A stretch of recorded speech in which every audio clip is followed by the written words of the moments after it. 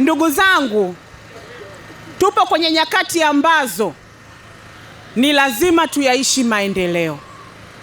Tupo kwenye nyakati ambazo sisi serikali ya awamu ya 6 tunaongozwa na Daktari Samia Suluhu Hassan hatutaki kitu chochote zaidi ya maendeleo ya watu wa Newala mjini.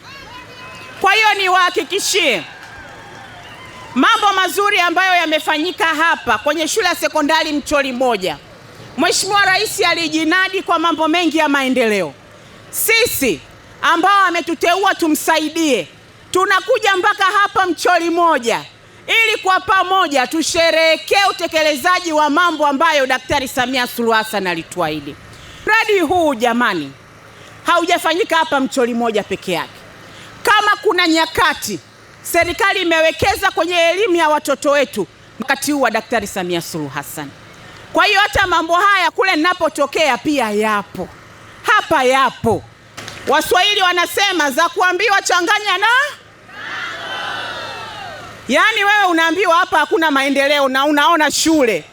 Unaambiwa hamna maendeleo na unaona shule. Za kuambiwa changanya na za kwako. Ndugu zangu, tukae kwenye mstari mkuu. Tukae kwenye mstari wa maendeleo. Na tunafanya hivyo ili kuendelea kuwathibitishia kwamba maendeleo yenu ndo maendeleo yetu. Furaha yenu ndo furaha yetu sisi wa serikali ya awamu ya 6. Kwa hiyo tuendelee kupendana, tuendelee kushikamana, tuendelee kushirikiana ndugu zangu. Asiwadanganye mtu, hakuna raha kama maendeleo. Hata vitabu vya Mungu vinasema asiyefanya kazi na asile. Kwa hiyo hapa kuna mambo mawili. Mwananchi afanye kazi, serikali imwekee mazingira mazuri ya yeye kufanya kazi. Na mojawapo ni kuhakikisha watoto wao wanasoma vizuri ili wakiwa wanafanya kazi waweze kuhudumia, wapate elimu, waweze kuja kuwasaidia baadaye. Si ndio hivyo? Kwa hiyo ndo namna serikali na wananchi wanashikamana kwa pamoja.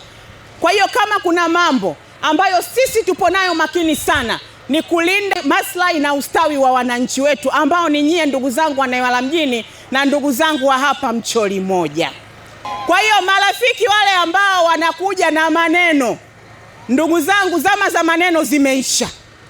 Rafiki akitaka urafiki aweke maendeleo ndo mumunge mkono. Mnanielewa ndugu zangu? Kwa hiyo rafiki wa kweli ni yule ambaye anajua shida zenu, anaziishi na yuko tayari kupambana kwa ajili ya maendeleo yenu na kuacha shughuli zao zote na kuja kwenye vijiji vyenu kama sisi tunavyofanya kwa ajili ya maendeleo yenu. Hapo vipi jamani?